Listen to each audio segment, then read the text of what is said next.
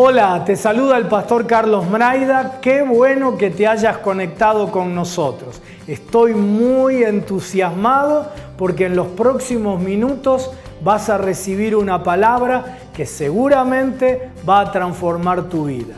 No estás solo, estamos para ayudarte. En pantalla está nuestro número de WhatsApp para que te comuniques con nosotros.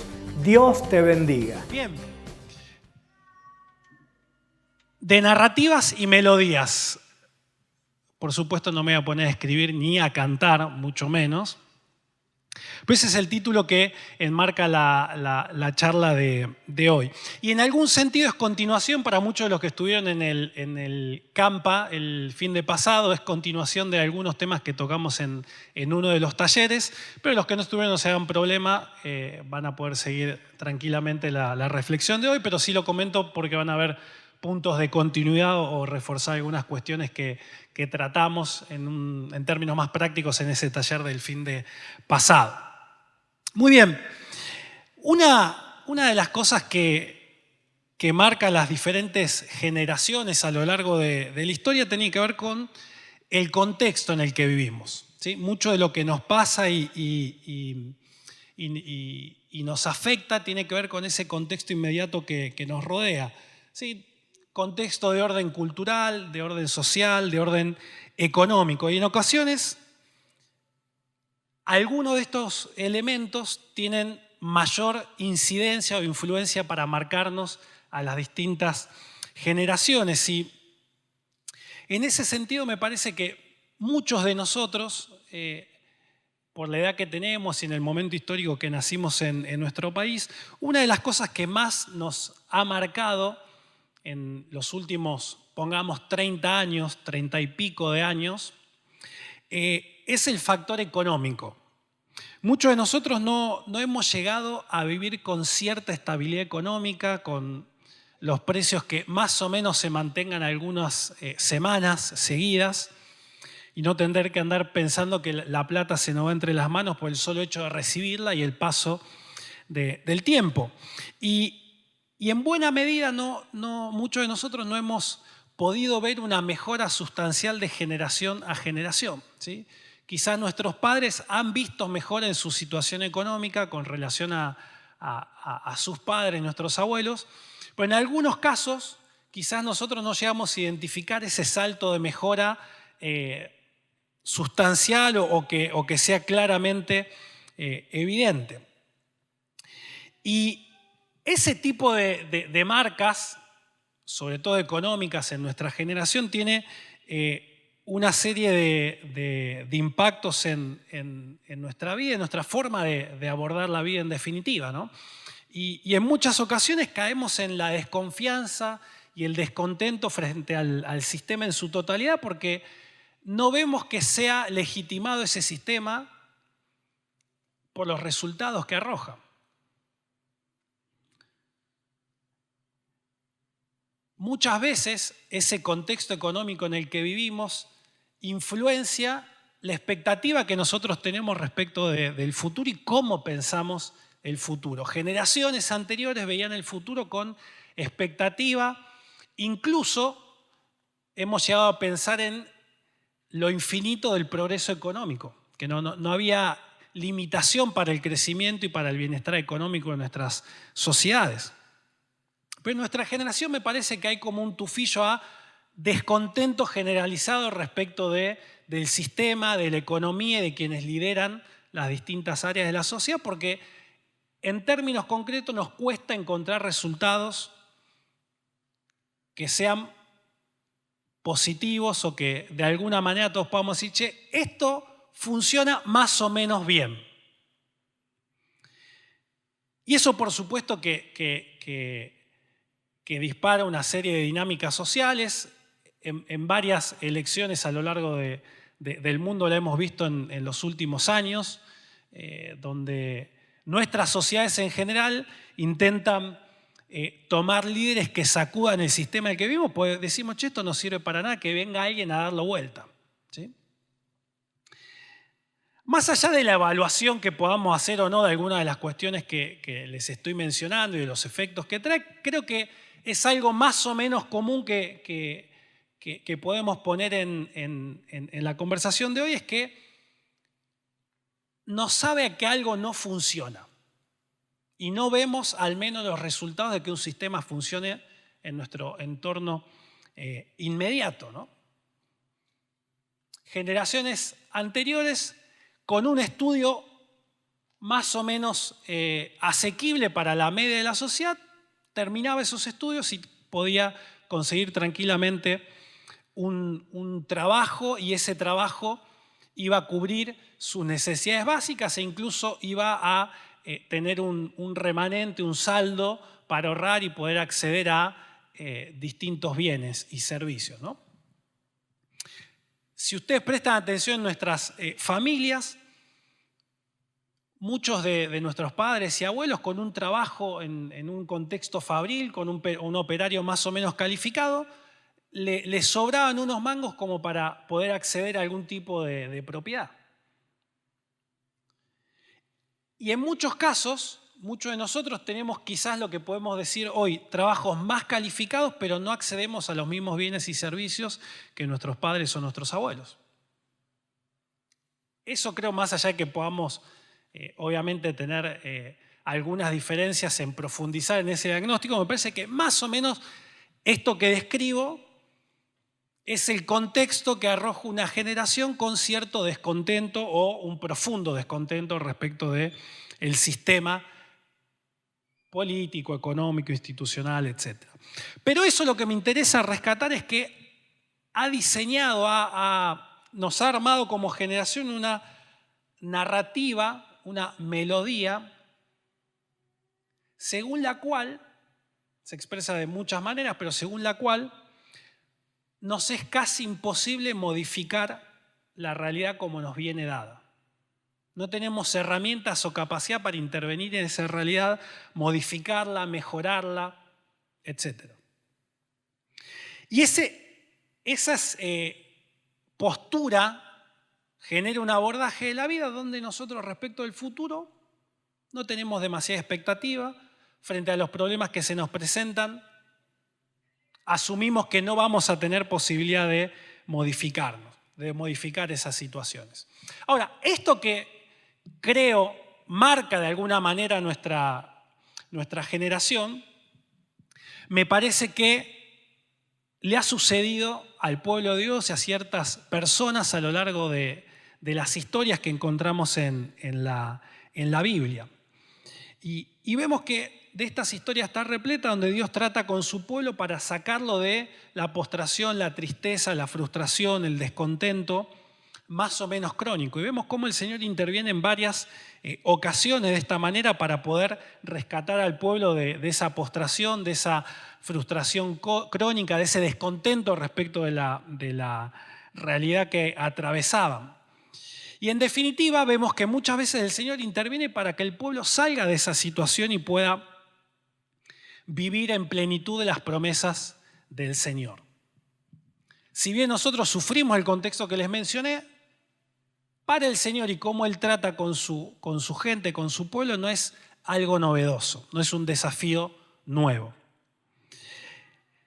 En particular, de todos los textos que podemos utilizar para abordar el tema de la frustración, el descontento o la parálisis crónica frente a los desafíos que se nos presentan, me interesa que tomemos el Salmo 107. ¿Sí? Salmo 107, versículo 35 al 43. Les pido si lo pueden ubicar ahí en sus teléfonos o Biblias, así lo leemos con atención, y después me interesa despuntar una serie de comentarios respecto del pasaje, así que nos van a ayudar a tratar este tema de la frustración y el descontento. Dice Salmo 107, versículo 35 en adelante. Sí, les pido que leamos con la guía del Espíritu Santo el pasaje. También lo tienen ahí en pantalla, gracias. Dice, convirtió el desierto en estanques de agua, la tierra seca en manantiales. Hizo establecer allí a los hambrientos y ellos fundaron una ciudad habitable. Sembraron campos, plantaron viñedos, obtuvieron abundantes cosechas. Dios los bendijo y se hicieron muy numerosos y no dejó que menguaran sus rebaños. Pero si merman y son humillados es por la opresión, la maldad y la aflicción. Dios cubre de desprecio a los nobles y los hace vagar por desiertos sin senderos, pero a los necesitados los saca de su miseria y hace que sus familias crezcan como rebaños. Los rectos lo verán y se alegrarán, pero todos los malvados serán callados. Y cierra el pasaje diciendo: quien sea sabio que considere estas cosas y entienda bien el gran amor del Señor. Hasta ahí la lectura de la palabra, y me interesa comenzar con un primer punto que quiero hacer en este pasaje, que tiene que ver con el mover de Dios. El versículo 43, casi sin avisarnos, tira mucha data ahí. Dice: quien sea sabio que considere estas cosas, es decir, todo lo que el pasaje viene enunciando, no solamente lo que leímos hoy, sino todo lo que el pasaje comenta, que básicamente es cómo el Señor ayuda al pueblo a salir de la frustración, de la limitación, de la pobreza, de la escasez, de la tristeza, del descontento. Entonces dice el pasaje, cerrando: quien sea sabio que considere estas cosas y entienda bien el gran amor del Señor. Y muchas veces nos cuesta comprender en medio de las dificultades, de los obstáculos, qué es lo que verdaderamente está pasando. En medio de las frustraciones, de las tristezas, de la imposibilidad, se nos hace difícil entender qué es lo que está pasando. Y en este tipo de contextos generalmente caemos en, permítame ponerlo así, en lecturas individualistas. Es decir, que partimos de nuestra propia opinión para analizar la realidad que nos rodea, las dificultades que nos aquejan, las tristezas que nos invaden. Proverbios dice: ser sabios en nuestra propia opinión. Es decir, que nos creamos nuestro propio mundo a partir de cómo reaccionamos frente a esas frustraciones, tristezas y obstáculos que nos presenta la vida. Es decir, que nos cuesta frente a este tipo de situaciones salirnos de nuestro propio yo, de nuestra propia visión de la realidad para poder comprender qué sucede en nuestro entorno, y por tanto nos cuesta encontrar a Dios en medio de esas frustraciones, descontentos y tristezas. Por eso me parece interesante empezar por el final del pasaje, porque este versículo nos trae un desafío de importancia. Y es una convocatoria para considerar la vida desde un punto de vista que excede nuestras propias limitaciones. Fíjate que el pasaje no dice: llorá, quédate amargado por lo que te ha pasado. No dice: seguí dándole vueltas a tu desierto, lamentándote por la imposibilidad de acceder a tierras prometidas, para tomar la ilustración bíblica. Sino que el pasaje nos invita, en medio de las frustraciones, de los obstáculos, de las tristezas, de las frustraciones y descontentos de la vida, a entender bien el amor del Señor. Dice: el que considere estos contextos de frustración y descontento, primero considere y entienda bien el amor del Señor. En el original de esta frase implica lo siguiente, y prestame atención en esto, por favor. Esta idea de entender y considerar tiene que ver con un proceso donde nosotros distinguimos y separamos distintos elementos que se encuentran superpuestos, solapados, intrincados. Que es una realidad más o menos como la que nos toca a nosotros. Tenemos problemas de todo tipo y en todos lados. Puerta que abrimos se nos caen problemas, dificultades, cosas que hace años que queremos cambiar y no podemos modificarlas. Ahora, el pasaje nos invita a que no sea todo lo mismo, sino detenernos y comprender cómo el amor del Señor actúa en medio de esas situaciones. Ahora, esa idea de entender bien el amor del Señor se relaciona con un proceso de meditación y contemplación yendo más allá de un nivel superficial en la comprensión del significado del mover de Dios en medio de esa dificultad.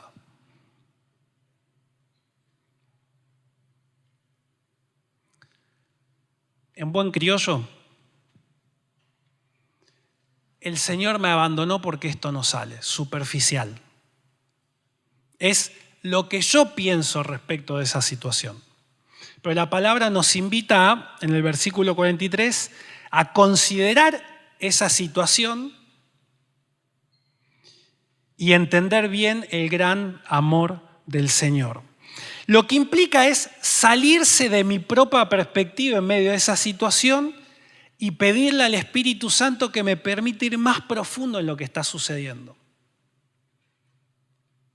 No solamente quedarme con la narrativa y la melodía de frustración, de imposibilidad, de tristeza, de postración frente a eso que hasta hoy no pude cambiar. Y no caer en él, Dios se olvidó de mí.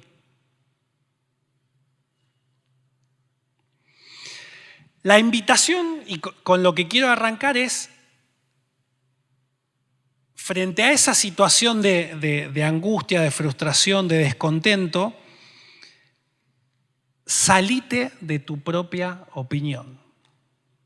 Salí de ahí, dice el meme, ¿no?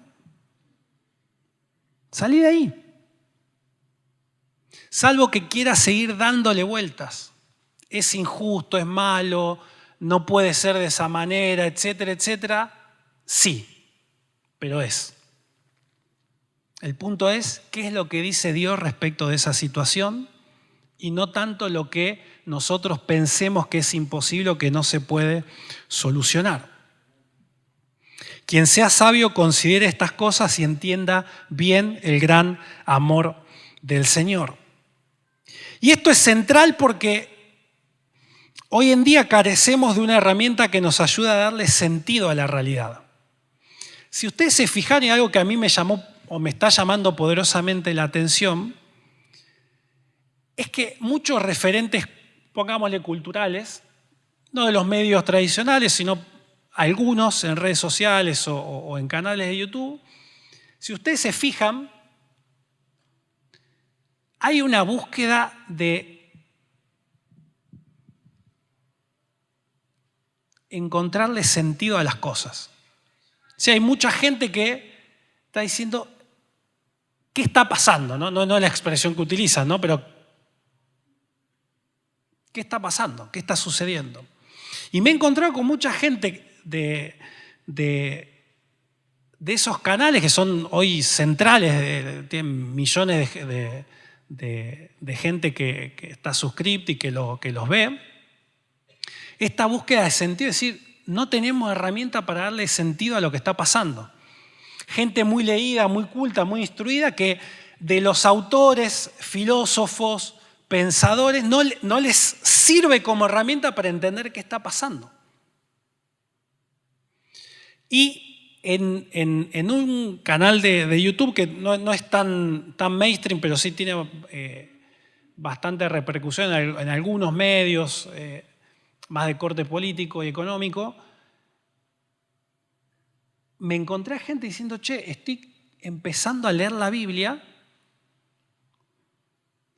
Aclaraba, ahí, pues no se entiende mucho, ¿no? Decía este youtuber, pero para ver si tengo alguna herramienta para entender qué está pasando. Y atinó a manotear la palabra teología y decir, y capaz que eso ayuda a algo. Yo obviamente retrocedí, volví a escuchar, retrocedí y dije, evidentemente no hay herramientas para hacer sentido de lo que está pasando. Y creo que ese pasaje, ese versículo final del capítulo 107, el versículo 43, es una invitación a que nosotros, con todas las herramientas y las riquezas que tenemos en la palabra y con la guía del Espíritu Santo, hagamos el ejercicio en nuestra propia vida y decir, ¿cómo le doy sentido a esto que está pasando? ¿Cómo voy más profundo en la realidad para poder modificarla, no solamente contarla y darla por buena, validarla, sino decir, ¿cómo cambio esto? Y este ejercicio al cual los estoy invitando, me parece que es central cuando uno está disconforme con una realidad, cuando quiere cambiarlo, cuando dice, basta de esto. Es exactamente lo mismo que le pasó a Moisés cuando Dios le pidió que libere a su pueblo de Egipto. Lo mismo que le sucedió a Gedeón, como veíamos varios de los que estábamos en el campo pasado, cuando el Señor lo manda a vencer a Madián. Es lo mismo que le pasó a Noé cuando Dios lo manda a construir el arca. Es lo mismo que le pasó a Nehemías cuando el Señor lo impulsa a reconstruir las murallas de la ciudad. Es lo mismo que le pasó a José cuando cayó esclavo y desde esa situación el Señor lo ayudó para salvar un pueblo del cual vendría el Mesías, el Salvador del mundo. Es lo mismo que le pasó a José, a Abraham, a Daniel, a Esther, a Sara y un gigante, etc. Gente que estaba sumida frente a un estado de postración, de frustración y de imposibilidad para cambiar una realidad que lo aquejaba y que lo dominaba, pero decidió trazar un hasta aquí. Y en todos estos casos que te nombré, el Señor lo primero que hace es cambiarle la melodía. Es cambiarle la narrativa de cómo estaban leyendo esa realidad. Lo primero que hace el Señor. Veíamos en el taller del campo el fin de pasado, donde el Señor lo primero que hace con Gedeón es cambiarle la narrativa y le dice, varón valiente, guerrero valiente. Ahora, esto que te estoy diciendo de poder profundizar en la visión que tenemos de la realidad, que no sea nuestra propia visión, sino que sea una narrativa moldeada,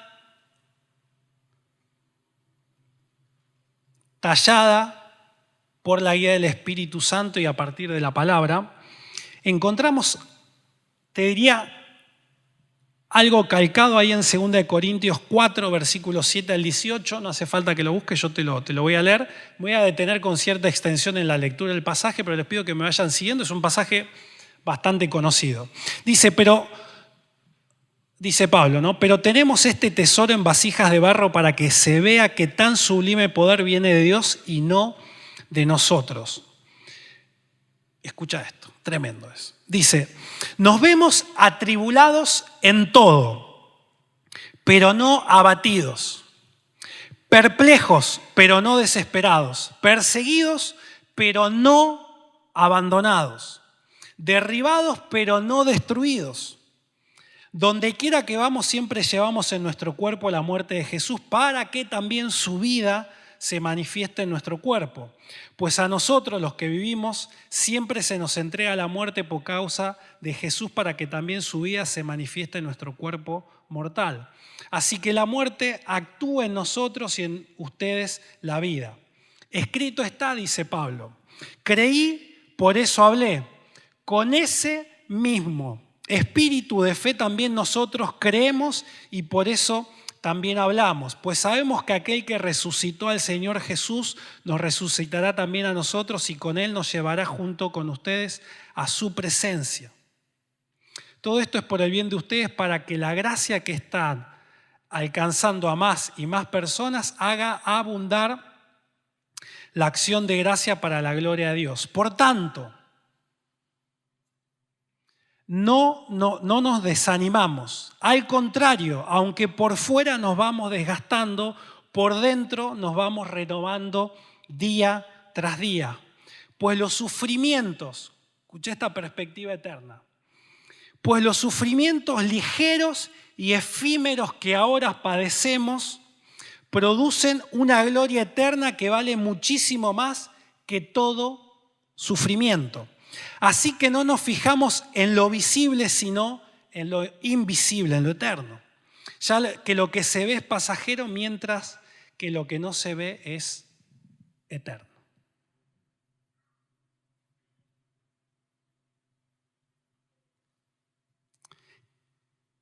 Yo diría que Pablo con este pasaje interpreta Salmo 107, versículo 43.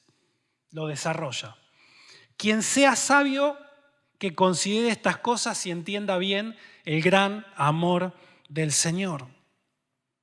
Cuando nosotros podemos quitar la visión del mundo que tenemos, que es limitada, que es acotada, e incorporar en nuestra narrativa, en nuestro abordaje de la vida, la visión de Dios, se abren, escucha esto, posibilidades, oportunidades, puertas, cursos de acción, alternativas, para que el Señor manifieste su incomparable amor con su intervención sobrenatural en aquello que te frustra, te limita, te prostra, te desanima. Cuando incorporamos la perspectiva de Dios en nuestra vida, quitamos de ella y del altar de nuestra vida al derrotismo, al victimismo, al fatalismo. Le dejamos de dar poder a todas esas cosas y ponemos a Dios en el altar de nuestra vida.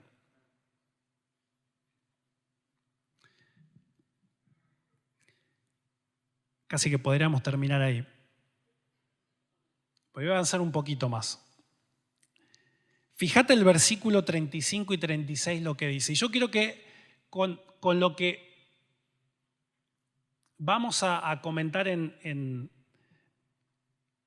los 3 puntos que me quedan, que van en cierta medida en el mismo sentido, vos deje que el Espíritu Santo te empiece a moldear esa perspectiva.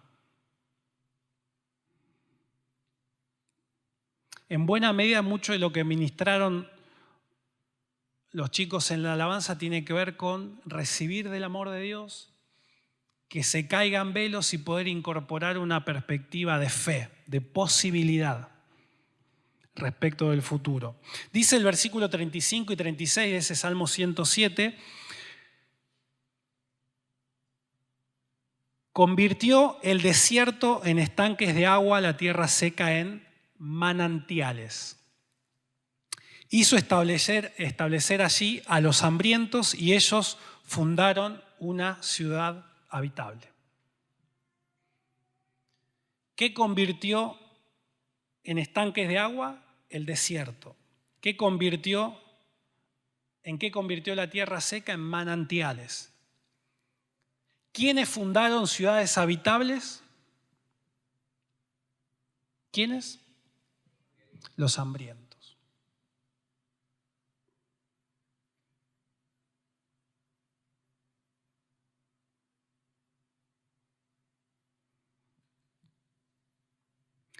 Notemos cómo el pasaje nos muestra un Dios todopoderoso.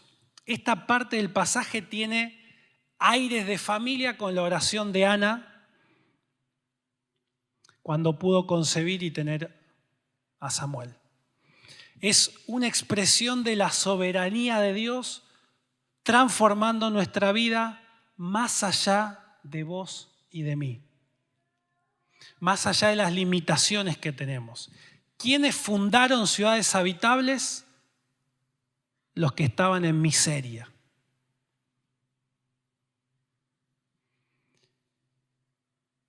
No depende de si para mí es factible cambiar esto o no. No funciona así en el reino. No está escrito en ningún lado eso. Y entiendo que esto es parte de lo que el Señor quiere hacer en este tiempo. Donde más espesa se pone la realidad, donde más complejo se pone nuestra situación, es donde más el Señor quiere traer transformación, bendición, abundante en nuestra vida. Cuanto más seca se pone la tierra, más manantial va a hacer brotar el Señor. Cuanto más desierto haya, más estanques de agua, más reserva de vida habrá. Y no estoy profetizando, es como funciona el Señor a lo largo de toda la historia del Señor con su pueblo. El Señor es eso. El pueblo que andaba en tiniebla vio gran luz. El rol mesiánico de Jesús es parte de lo que dice este pasaje. Es vencer la imposibilidad más grande que aquejaba a la humanidad. La muerte por el pecado del hombre. Y el Señor lo venció. Es la historia de nuestro Rey, de nuestro Jesús. Es así, funciona así. Fíjate que la propuesta del Señor en ese pasaje no es una bendición transitoria, una ayuda coyuntural, sino que habla, y esto quizás el Señor le esté hablando a alguien en particular, es el Señor hablándole a un pueblo nómade y recolector.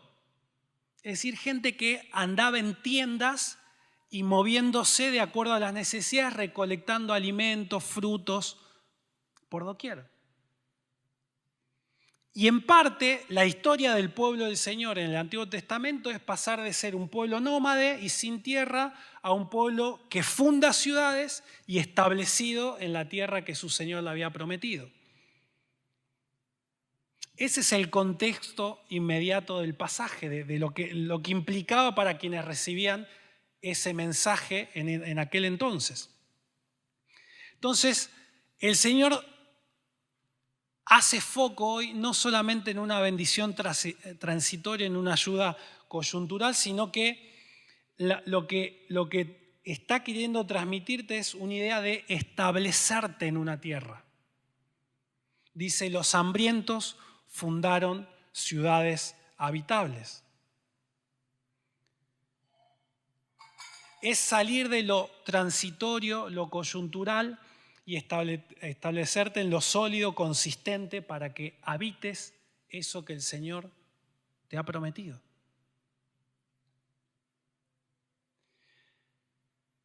Fundar ciudades habitables implica salir de la espiritualidad nómade e ingresar a la espiritualidad de fundadores, de gente que establece diseños de Dios en sus vidas, en su familia. Una espiritualidad nómade es buscar la bendición en el corto plazo, en lo inmediato. Y obviamente que eso no está mal, sino que el Señor nos alienta a hacer eso. Pero creo que el pasaje en el contexto en el que estamos viviendo nos invita a jugar otro partido. Nos plantea otra narrativa, otra melodía. Porque si nosotros no somos capaces de cambiar ese chip de una espiritualidad nómade a una espiritualidad de fundadores, no estamos pudiendo cambiar la narrativa que el pasaje le planteó al pueblo de Dios en aquel entonces y entiendo el Señor nos está planteando hoy. Que es, los hambrientos fundarán ciudades habitables. Por eso una de las cosas que plantea este pasaje es que puedas tomar esta palabra para este tiempo como un punto de inflexión. Como trazar un antes y un después en tu propia vida. La tercera cosa que quiero compartir con vos está ahí en el versículo 41.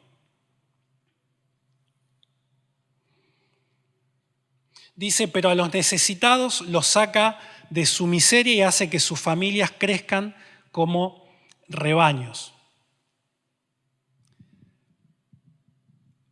Muchos quizás hasta ahora únicamente han podido trabajar sobre la necesidad inmediata, sobre lo lo próximo que tengo que resolver sin levantar la mirada y mirar un poquito más allá. ¿Por qué? Porque en buen criollo había que parar la olla.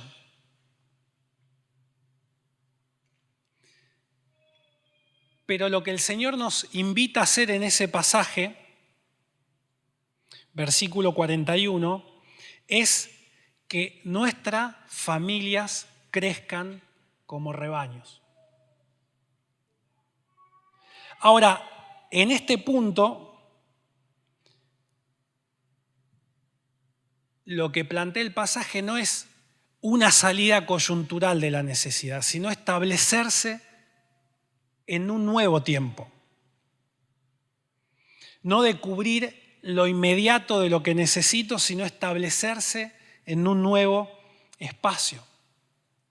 Ahora, la enseñanza bíblica nos plantea que las riquezas, los recursos son posibilitados por Dios. Es fuente de todas las cosas el Señor. Y nos da también la capacidad para generarlos. Ahora, nosotros muchas veces nos encontramos orando para que el Señor nos provea. Y eso está muy bien.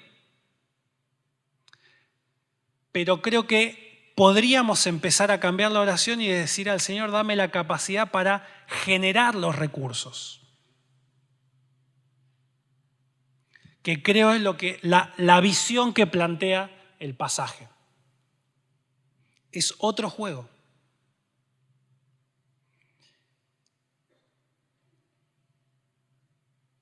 Ahora, parte de la bendición que plantea el pasaje no es una alegoría, no es una ilustración, no es algo que poéticamente quedaba lindo, aunque todo eso sí sucede en el pasaje.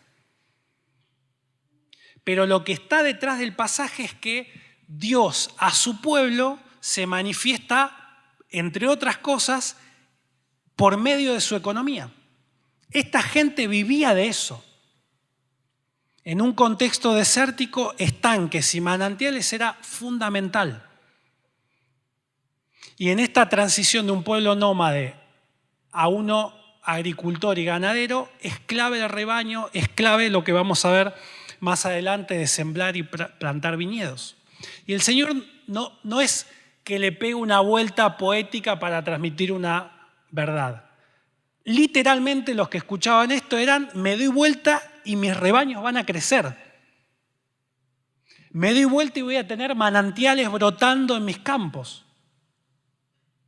Voy a ir a mi tierra y voy a sembrar y voy a plantar viñedos. No era una alegoría para expresar el amor del Señor. Era la realidad material de esta gente. Material en términos de su día a día físico.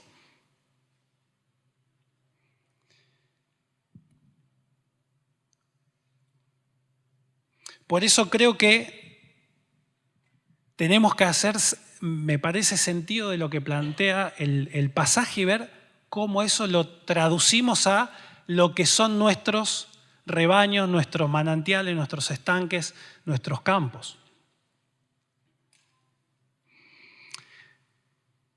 Ahora, fíjate que el pasaje no dice otra cosa que a los necesitados. El objeto de la bendición del Señor que plantea este pasaje son aquellos que tienen y sufren necesidades, que tienen un descontento actual con la realidad, frustración con lo que han vivido hasta ahora y una sensación de que algo más seguramente hay del Señor para mí. Por eso el pasaje enfatiza y dice, a los necesitados los saca de la miseria. Cuarto y último punto, para que oremos. Si quieren ir pasando los chicos, son bienvenidos para ministrar al Señor. Dice el Salmo 107, versículo 37 y 38. ¿Quiénes? Los necesitados, los hambrientos. ¿Sí? Acordate, el objeto del pasaje es un pueblo nómade que se establece en una tierra. Y dice, sembraron campos. Esto para un pueblo nómada era absolutamente imposible, porque está diseñado para andar en tiendas y que su subsistencia venga de la recolección, no de establecerse en una tierra y hacerla producir. Sembraron campos, plantaron viñedos, obtuvieron abundantes cosechas. No es que pegamos una buena temporada. Sembraron campos, plantaron viñedos, obtuvieron abundantes cosechas. Dios los bendijo y se hicieron muy numerosos y no dejó que menguaran sus rebaños.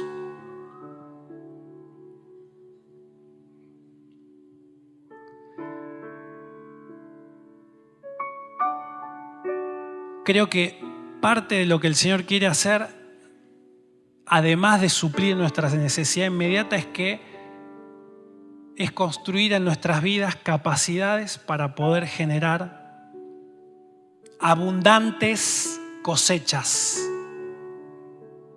No pegarla. Es otro juego.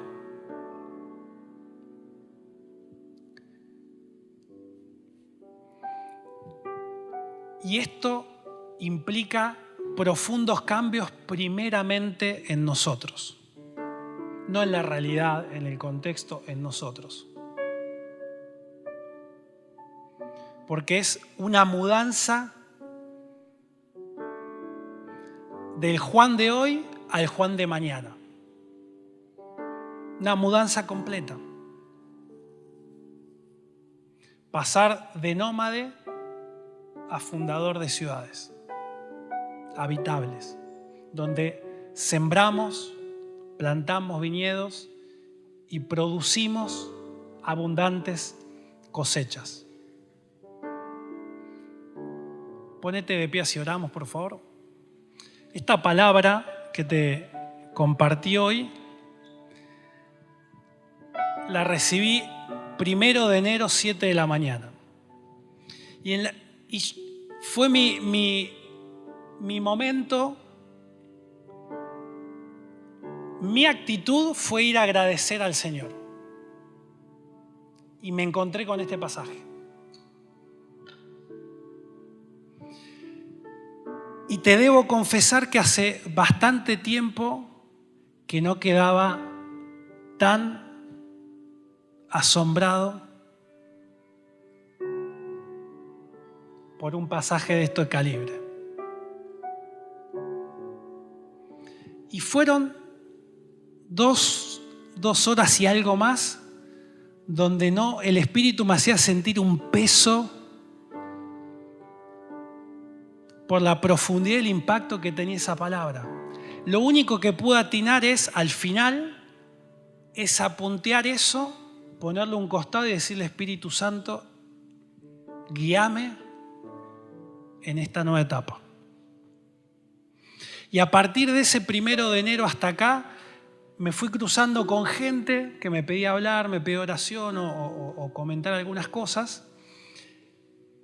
Y entiendo que hay un tufillo a esto, necesito dar vuelta a esto. Es medio nuestro. Lo que construí hasta hoy no me sirve para lo que viene. Cambios laborales bien extremos, bien radicales. Y creo que algo de eso está en el aire, me parece, está en el aire. Y creo que la palabra profética va en ese sentido. Es de tirar la otra cancha. Doble porción es jugar otro partido. Que era mi sensación cuando yo leí esto, fue: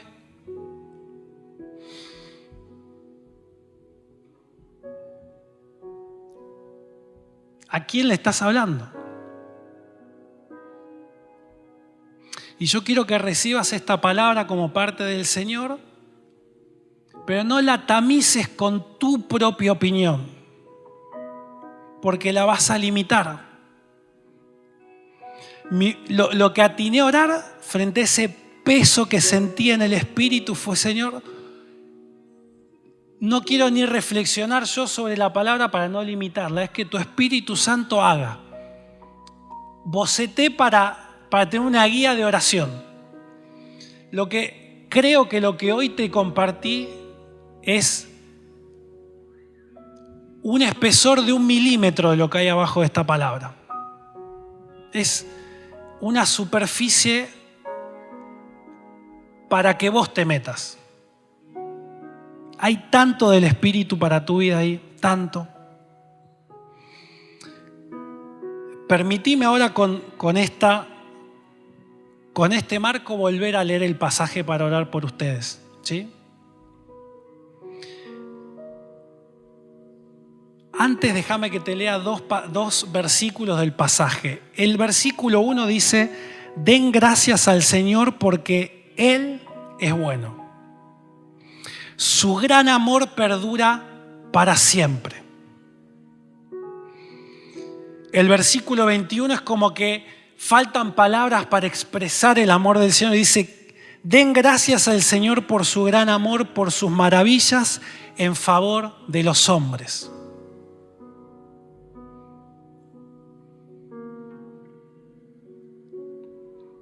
Versículo 35.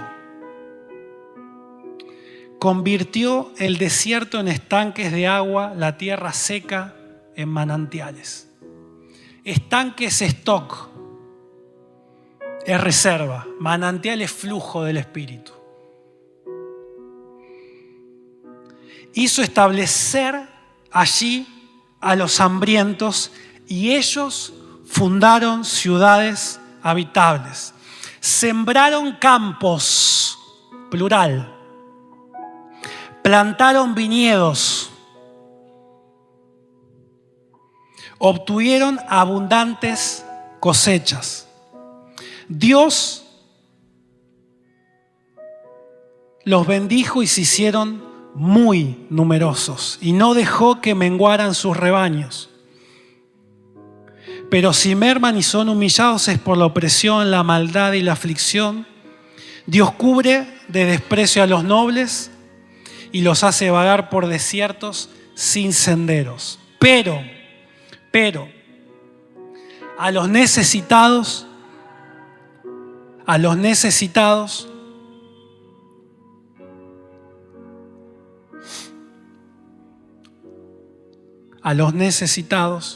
los saca de su miseria y hace que sus familias crezcan como rebaños. Los rectos lo verán y se alegrarán, pero todos los malvados serán acallados. Quien sea sabio, que considere estas cosas y entienda bien el gran amor del Señor. Padre, ahora quiero soltar esta palabra sobre toda nuestra congregación, sobre todas las familias, Señor. Las que están aquí presentes, las que puedan escuchar luego la lectura de este pasaje.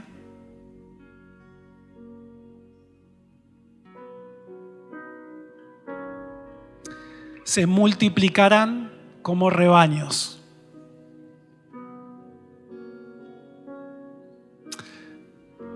Vamos a levantar abundantes cosechas. Vamos a fundar ciudades habitables. Vamos a sembrar campos, plantar viñedos.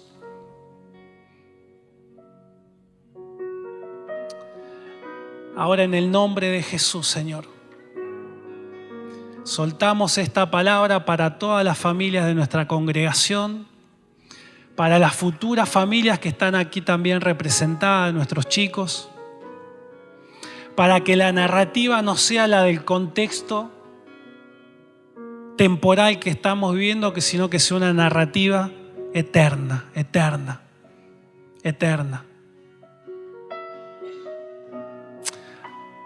Ahora en el nombre de Jesús Hoy tu Espíritu Santo ya desde la alabanza estuvo ministrando esperanza, desatando fe. Ahora en el nombre de Jesús, Espíritu Santo, te pido que despiertes nuestra fe, cambie nuestra narrativa en el nombre de Jesús. En el nombre de Jesús. Porque aunque estemos atribulados en todo, no estamos abatidos, perplejos por la situación, pero no desesperados, perseguidos en aprietos, pero no abandonados por tu amor, Señor. Derribados, pero no destruidos como le pasó a Nehemías, Señor.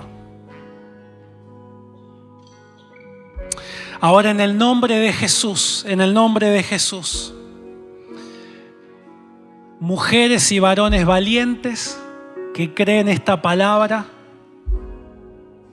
y son mudados ahora, Señor. Nos animamos a creer en tu palabra. Nos animamos a creer en tu palabra, Señor.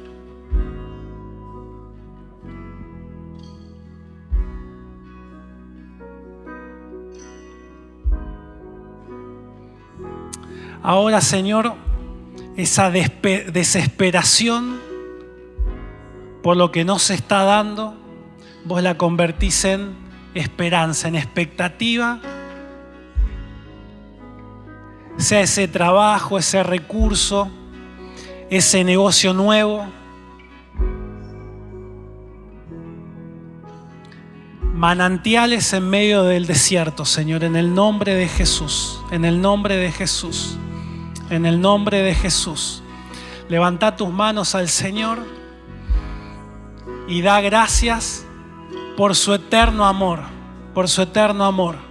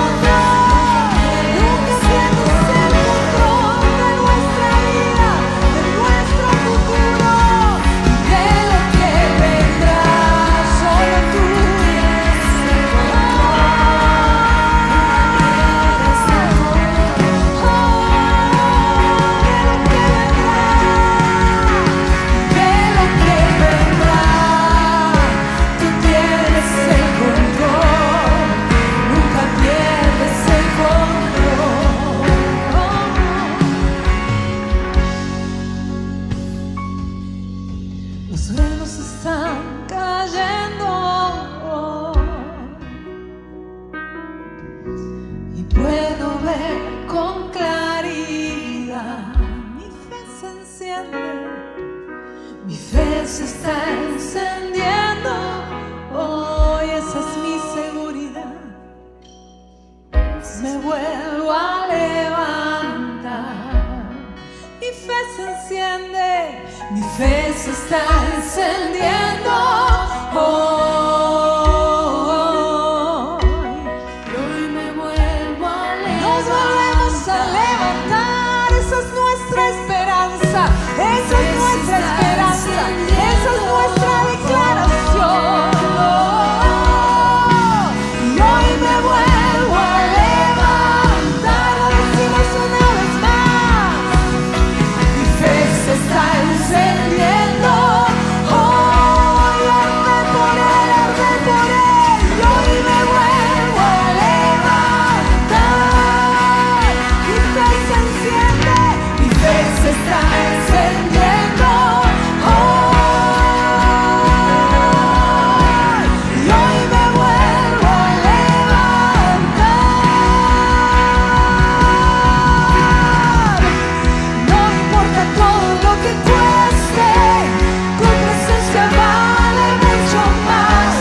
Solo quiero estar contigo una y otra y otra y otra vez.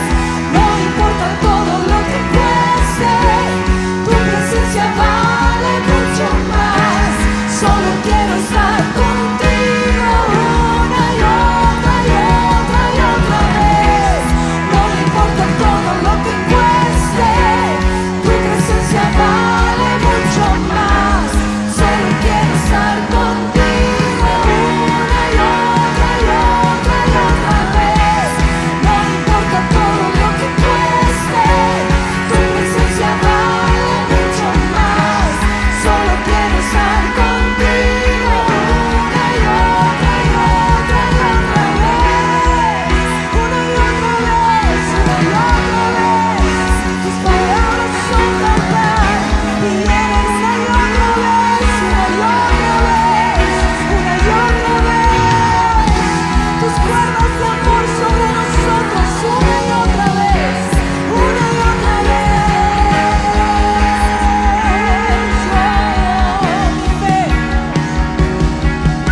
Mi fe se está encendiendo hoy. Nos reímos con esta declaración. Y hoy me vuelvo a levantar.